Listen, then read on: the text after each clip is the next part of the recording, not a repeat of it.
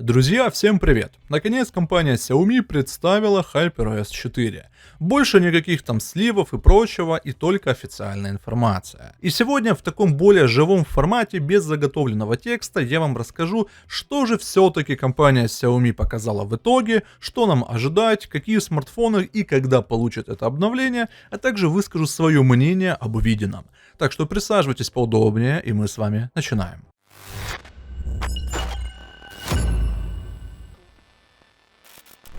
Что же, прошло всего лишь сколько? 4 дня с момента выпуска моего последнего видеоролика на эту тематику. Там я вам так очень бегло, как раз на 4 минуты рассказал, как раз HyperOS 4, видео на 4 минуты, что же ожидать в этой новой сборке, учитывая то, что еще на прошлой неделе появлялись официальные баннеры, которые должны были быть как раз опубликованы на официальном сайте. Но почему они оказались в сети еще до презентации, это остается большим вопросом, и с этим будут разбираться уже представители компании. Но, как говорится, не об этом. HyperOS 4, как я вам и говорил, изначально это версия оболочки, которая будет больше призвана добавить кастомизации, персонализации и более такой гибкой настройки для пользователя, нежели, допустим, мы там будем с вами мечтать о какой-то супер производительности и супер автономности. Я же, конечно, ожидал, что разработчики выкатят куда побольше информации, ведь была некая такая надежда, что те спойлеры, которые оказались в сети еще до презентации, это так, как более такая, знаете, затравочка, прикормка, но по факту ничего более нам разработчики и не показали. Но давайте теперь более конкретно, потому что же ожидать в HyperOS 4. Во-первых, это то самое жидкое стекло, или в принципе это эффект стекла, о котором было много сказано, много было показано, кому-то оно нравится, кому-то оно не нравится, но сам факт в том, что новый этот юзер-интерфейс у нас будет распознавать окружающие цвета и информацию с экрана, а также автоматически подстраиваться прозрачностью для лучшей читаемости. В принципе, звучит красиво, вообще всегда вот то, что разработчики выкатывают ежегодно, оно все звучит красиво, но на практике мы можем получить совершенно сырой продукт, но об этом чуть попозже я вам расскажу, кто и когда получит первые сборки. Но, конечно, само стекло, оно не просто, вот знаете, как оно, стеклянное стекло, грубо говоря, оно имеет свои еще моменты в плане того, что не все аппараты смогут его попробовать.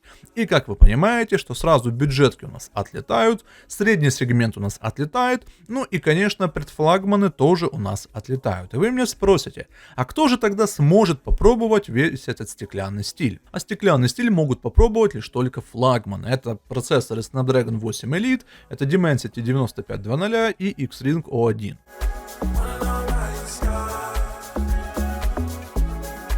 Что же еще разработчики показали? К сожалению, того самого туза в рукаве, о котором я рассказывал в предыдущем видеоролике, к сожалению, у них не осталось. И я очень этому разочарован, потому что все же была такая небольшая надежда, что разработчики, припасли нам что-то такое прям супер вау, от чего там снесет кабину и вообще в принципе, почему там все побегут ее себе устанавливать и делать разблокировку загрузчика.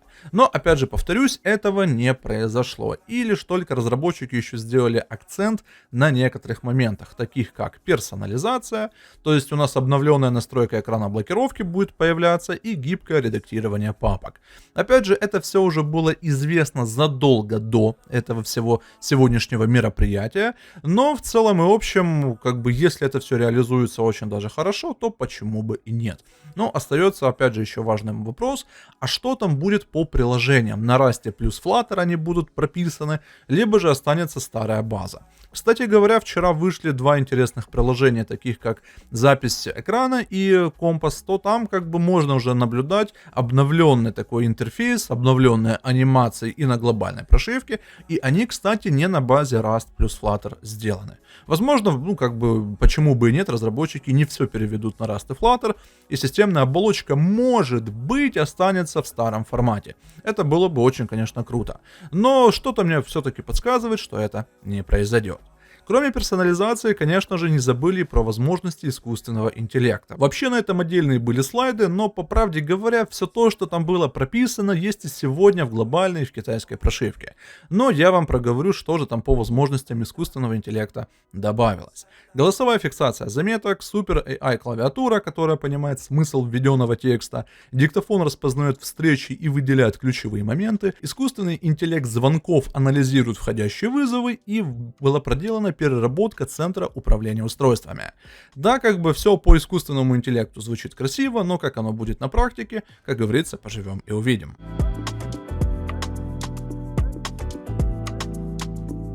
Из года в год я ожидаю этот самый момент на презентациях, а именно, когда рассказывают про автономность и производительность. Но что в этом году интересно, ничего не было сказано про автономность, но все же таки разработчики упомянули про производительность. И как сказано было, что даже с новыми анимациями, которые были реализованы, и более сложной графикой, интерфейс будет работать плавнее. Что же по изменениям? У нас появляется точный расчет нагрузки, то есть Xiaomi проанализировала очень там большое количество популярных сценариев и снизила общее количество выполняемых инструкций на 14,5%. Появится у нас и такая история, как предзагрузка памяти. То есть система запоминает, сколько памяти требуется приложением и заранее подготавливает ее. Конечно же, были выполнены все возможные там лабораторные тестирования, по цифрам все красиво, но как будет на практике, поживем и увидим. Новая среда выполнения приложений. Она снижает постоянные накладные расходы на память и ускоряет работу системных приложений. Ну и в принципе, как вот и заявлялось, про переписанные приложения. Это рабочий стол, погода, а также галерея. То есть они были перенесены на новую архитектуру. И соответственно мы с этого можем с вами сделать такой определенный вывод, что когда выйдет HyperOS 4, мы, к сожалению, не сможем накатить на HyperOS 3 тот самый рабочий стол, потому что все же он будет на расте. И это может для кого-то будет печально, фиаско, фаталити, но таковы реалии. Но что интересно, ту самую погоду на расте можно накатить на глобальную прошивку, и оно будет очень-таки адекватно работать. Ну а теперь последнее на сегодня, кто и когда получит новую прошивку HyperOS 4. И как я уже ранее говорил, что весь сегодняшний видеоролик у нас построен, конечно же, на информации о китайской прошивке. По глобалке на сегодняшний день информации нет. Из этого списка что вы можете заметить? Он сейчас выведен у вас на экранах. Что с завтрашнего дня начинают получение прошивок, конечно же, флагманские устройства и, конечно же, актуальная линейка планшетов Pad 8. Что же касательно дальнейших планов рассылки, то вы можете заметить, тут стоит две даты. Это 27.08 и 17.09. В эти дни выходят нестабильные сборки, а лишь только бета-сборки. Я думаю, о выходе стабильных сборок HyperOS 4 разработчики, конечно же, оповестят нас чуть попозже. И еще хотел бы из момента вам тут подчеркнуть следующее, что в этом списке нет линейки Xiaomi 14, нет линейки Xiaomi 13. И также нету планшета Xiaomi Pad 7. Что очень удивительно. Опять же, возможно, его цикл уже будет подходить к концу, потому что уже на подходе у нас Xiaomi Pad 9, которые там уже предписывают, что скоро выйдут на глобальном рынке. Но, в общем, очень интересно разработчики поступают. Если завтра прошивка будет доступна на Xiaomi 17, понятное дело, анлок уже на Xiaomi 17 выполнен. И, конечно же, с помощью нехитрых телодвижений эта прошивка будет установлена на моем устройстве.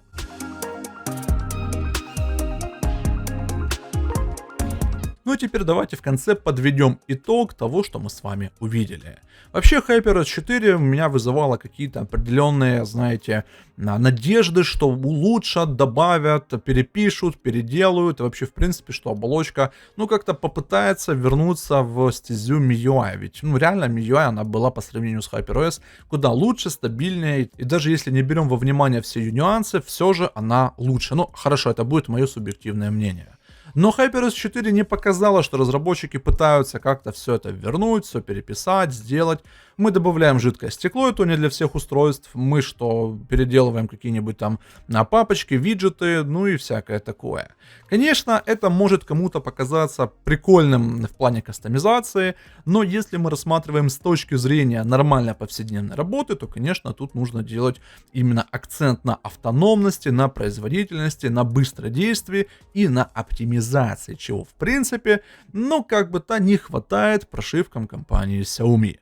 Надеюсь, завтра эта самая сборка будет доступна, и мы с вами попробуем посмотреть, что же там все же добавилось. Ведь одно дело, когда это все написано на слайдах, а другое дело, когда мы с вами это можем реально протестировать.